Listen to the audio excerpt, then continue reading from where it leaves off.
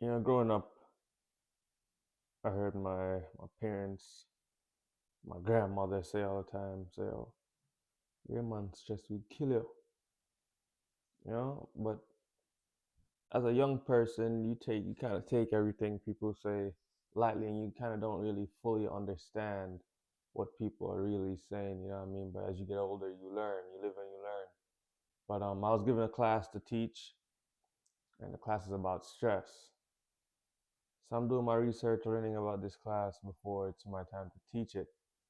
And I'm starting to realize like how much of a real thing stress is. Not saying that I didn't think stress was real, but I didn't realize how real it was. And like reading all these documents and stuff, I come to realize that stress is an actual, like, it's a chemical response inside your body. So your body actually, like, when you're stressed, your body actually changes, right? There's a bunch of chemical reactions and stuff that goes on inside you when you're stressed. And with that being said, I continue reading and I start to realize just how dangerous like those chemical reactions really are, right? So, for one, the main part that I really want to talk about is how it weakens your immune system, right? So, something that, for instance, like say if you're not stressed right now, you're 100% in your mental state, you're not stressed, and a random flu comes around, your immune system is at its top notch and it's performing how it's supposed to perform. That flu might not affect you, or you might get it and it might only last a day or two, you know what I mean? Compared to if you're stressed, your immune system is weakened, and that same exact flu might have a way stronger effect on you just because you're stressed and the effects of stress. So you know what I mean? So growing up, I'm not saying my parents or my grandmother went to college and learned the effects of stress, but over time, people learn and they pass it down through generations. Like, hey, we've noticed that this happens when you're stressed, you know what I mean? And I'm here sitting documents where people actually do research and prove that stuff. And it's crazy to actually see how, like, I've seen cases where like old couples, right? Like super old, one of them just dies for whatever reason, it's their time to go and just passes on. And then you normally realize that the other person normally dies shortly after too. You're like, you know what I mean? Like, and even if one dies and the next one's still alive, you'll hear people say, yeah, so and so is gonna go soon too. It's stress. You're stressed over the death of that person. Your immune system weakens. The next thing you know, you died from the common cold. You know what I mean? So all this being said, talking to my daughter here, like, I don't only want you, I do want you to recognize stress and recognize when you are stressed, right? But more important than that, I want you to be proactive with it. So don't just wait for stress to happen and then find a way how to battle it. Try to battle stress before it happens, right? So there's a lot of different ways that people talk about how you can combat or prevent stress before it even happens, right?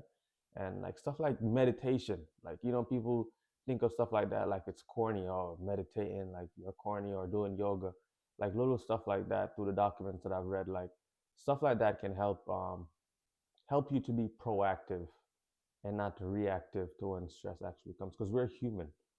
Something is gonna happen and you're gonna be stressed about something.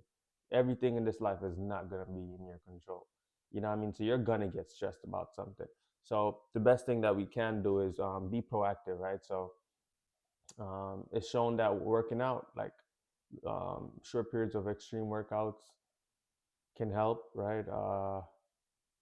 Um, like trying to stay calm, like as I said, meditation and stuff like that, doing some yoga, just having like a nice little rhythm to your life, like some consistency and stuff that you normally do that you can rely on. Have a little quiet time to yourself. Little stuff like that can help you to, as I said, be proactive and not wait until you are stressed. And if you do happen to become stressed, as I said, it's normal, it's human nature. Find someone to talk to. Like, it doesn't even have to be a professional, right? You can have a friend or someone that you just vent to, right? Someone that you can talk to, or just talk to yourself. Have a journal that you write something and sit down and make videos for your future kids. You know what I mean? Or for people to watch. You know, like little simple stuff that you can do to just calm yourself and relax and feel calm and not let the effects of stress get the best of us in our lives. Because yeah, it's pretty bad. And I'm reading these stuff sometimes. It's pretty bad. But funny joke aside, though, look in my mouth. Like this is like I've had braces for I've the first time I put on braces was probably like I don't know 2018 or something, right? And it's 2026 right now. So I've been doing braces for years now, and I've never had rubber bands. I've never had an orthodontist tell me to do my rubber bands like this before. Like when they put this in my mouth, I'm like, "Are you serious? Are you kidding me right now?" Like I feel like my mouth is like I don't know if you guys can see it properly, but I can't even open my mouth that wide. And this is after having it in for a couple hours. So the rubber band has been getting stretched out. Like whenever I put in fresh bands and they're super tight, my mouth can barely open. But yeah, man. So Rhea, all that being said,